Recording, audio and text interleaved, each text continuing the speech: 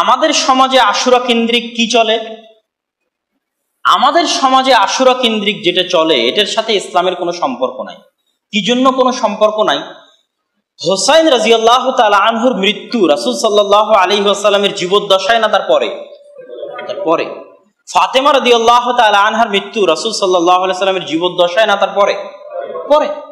আর যেহেতু ওহী নাজিল হবে রাসূল সাল্লাল্লাহু আলাইহি ওয়াসাল্লামের জীবদ্দশা পর্যন্ত, তার মানে রাসূল সাল্লাল্লাহু আলাইহি ওয়াসাল্লামের মৃত্যুর পরে যা কিছু ঘটেছে তা ইতিহাস হতে পারে, কোরআন এবং হাদিসের অংশ নয়।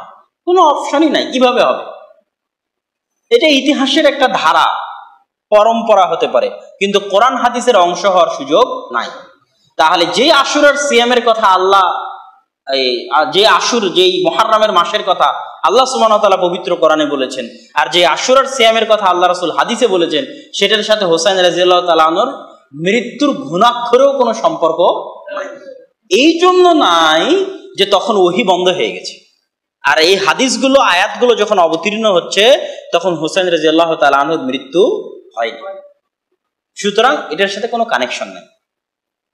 তারপরও যেহেতু আমাদের সমাজে চলে আলোচনা, এবং আমাদের সমাজগুলো শিয়া প্রভাবিত সমাজ, তাহলে ওমর রাদিয়াল্লাহু তাআলা আনহুর মৃত্যু কি মুসলিম উম্মার জন্য কষ্টের নয়?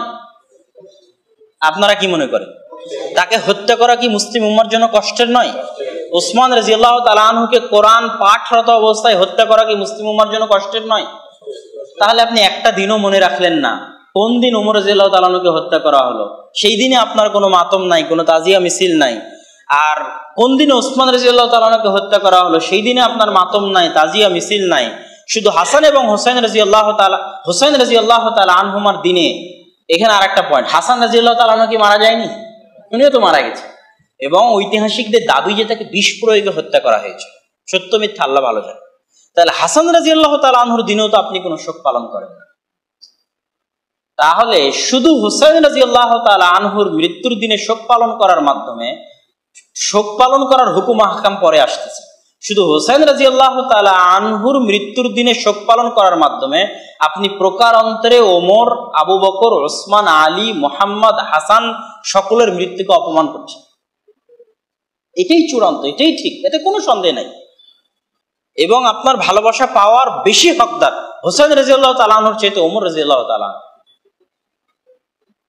কিন্তু সেটা কিন্তু আপনি করছেন না। তাহলে এই জায়গায় অবশ্যই কোনো কিন্তু আছে।